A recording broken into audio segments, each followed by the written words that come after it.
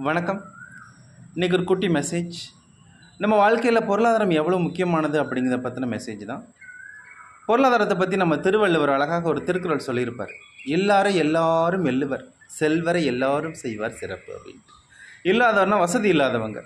வசதி இல்லாதவங்க வீட்டில் ஒரு ஃபங்க்ஷன் வைக்கிறான்னு வைங்களேன், யாரும் போக மாட்டாங்க, கூப்பிட்டா கூட போக மாட்டாங்க.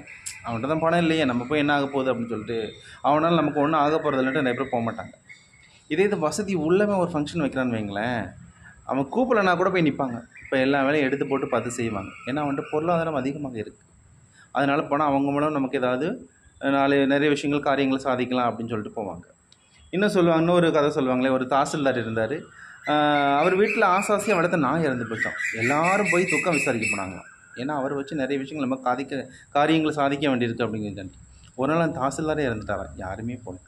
தட் இஸ் அந்த பொருளாதாரத்துக்கான முக்கியத்துவம் அந்த இடத்துல இருக்குது. ஸோ எல்லாரும் எள்ளுவர், இல்லாதவங்களை எல்லாரும் எள்ளி நகையாடுவாங்கன்னு சொல்லுவாங்க இல்லையா, மதிக்கவே மாட்டாங்க. செல்வரை எல்லாரும் செய்வார் சிறப்பு. அவங்க கெட்டவங்களாக இருந்தாலுமே அவங்களுக்கு என்ன செய்வாங்க, சப்போர்ட் பண்ணுவாங்க, கூட போய் நிற்பாங்க, மதிப்பாங்க, அப்படிலாம் செய்வாங்க.